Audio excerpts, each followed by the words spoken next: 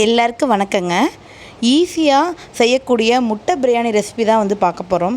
இதுக்கு வேக வச்ச முட்டையை வந்து ஒரு 8 முட்டை எடுத்திருக்கேங்க.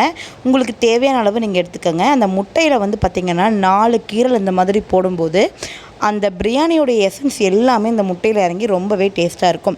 இந்த முட்டையை வந்து பிரியாணியில் போடுறதுக்கு முன்னாடி ஒரு கடாயில் எண்ணெய் வச்சு அதில் வந்து உப்பு, மஞ்சத்தூள், வரமிளகாத்தூள் போட்டு இந்த முட்டையை வந்து நல்லா டோஸ்ட் பண்ணி எடுத்துட்டு அதுக்கப்புறம் நம்ம பிரியாணியில் போடும்போது அந்த முட்டை வந்து உடையாமல் இருக்குங்க. இதை எடுத்து வச்சுட்டு இப்போது குக்கரில் பிரியாணி பண்ண ஆரம்பிச்சிடலாம். இன்றைக்கி வந்து நான் சீரக சம்பா வச்சு தான் வந்து முட்டை பிரியாணி பண்ண போகிறேன். இதுக்கு குக்கரில் எண்ணெயும் நெய்யும் விட்டுட்டு ஹோல் ஸ்பைசஸ் எல்லாமே எடுத்திருக்கேன். சீரகம், சோம்பு, பட்டை, லவங்கம், ஏலக்காய், பிரிஞ்சி இலை எல்லாமே எடுத்து இது கூட எண்ணெயில் போட்டு நல்லா வணக்கி விட்டுட்டு அதுக்கப்புறம் ஸ்லைஸாக கட் பண்ணி வச்ச பெரிய வெங்காயங்க. வெங்காயம் எந்த அளவு நல்லா வதங்குதோ அந்த அளவு தான் வந்து பிரியாணிக்கு வந்து டேஸ்ட் கொடுக்கும்.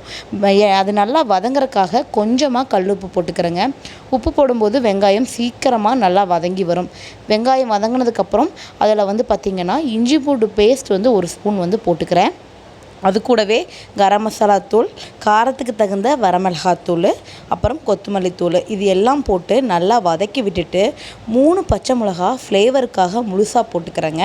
அப்புறம் 1 கைப்பிடி கொத்தமல்லி தழை, 1 கைப்பிடி புதினா தலையை இது கூட ஆட் பண்ணி நல்லா வதங்கினதுக்கப்புறம் 2 தக்காளியை வந்து பேஸ்ட்டாக வந்து அரைச்சி வச்சுருக்கேன்.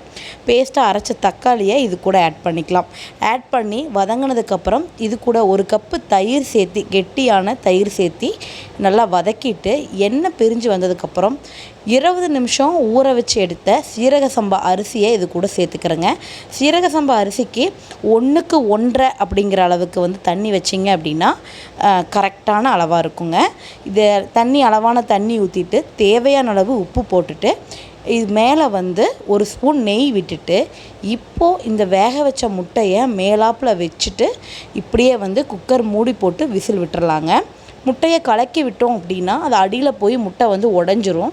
அதனால பிரியாணி நல்லா கொதித்து வர்றப்போ இந்த முட்டையை வந்து வறுத்து வச்ச முட்டையை அது மேலே வச்சு நம்ம விசில் விட்டு எடுத்தால் சூப்பரான முட்டை பிரியாணி வந்து ரெடிங்க.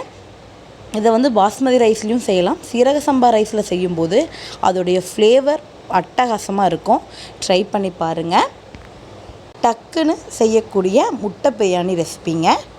ட்ரை பண்ணி பார்த்துட்டு எப்படி இருக்குன்னு சொல்லிவிட்டு கமெண்ட் பண்ணுங்கள்.